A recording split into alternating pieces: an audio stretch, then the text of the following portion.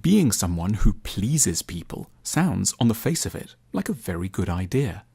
But it's a pattern of behavior riddled with problems, as much for the perpetrator as for their audience.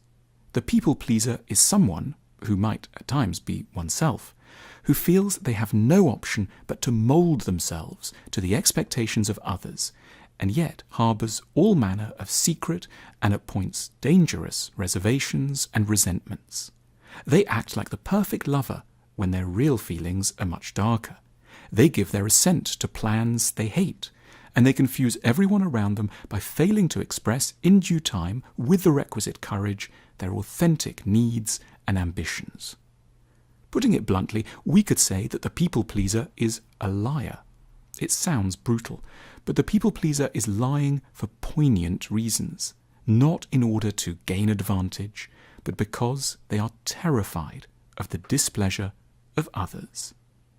To understand and potentially sympathize with the people pleaser, we need to look at their past, which almost invariably involves an early experience of being around people, usually a mother or father, who seem to be radically and terrifyingly incapable of accepting and forgiving certain necessary but perhaps tricky facts about their child. Perhaps our father flew into volcanic rage at any sign of disagreement, to present an opposing political idea, to suggest we wanted something different to eat, to be frank about our tiredness or anxiety. All these could threaten us with annihilation.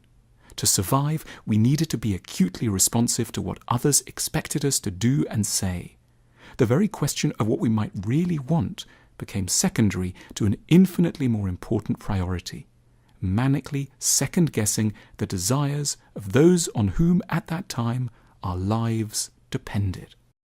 We didn't always lie out of fear. It was also often out of love for someone we were profoundly attached to, but who was vulnerable in some way. We lied out of a longing not to set off another marital row, a desire to keep a depressive parent in a good mood, and to avoid adding a further burden to what seemed like an already very difficult or sad life. Who were we to make things even more complicated for a fragile person we cared for? However understandable the origins of our behaviour, in the more reflexive moments of adulthood, we might find three paths out from these difficult patterns of people-pleasing. The first relies on reminding ourselves that our colleagues, partners and friends are almost certainly very different from the people around whom our anxieties evolved in childhood. Most humans can cope quite well with a bit of contradiction, a dose of unwelcome information, or an occasional rejection, delivered with requisite politeness. The other is not going to explode or dissolve. We learned a very particular habit of relating to the world around a group of people who were not representative of humanity as a whole.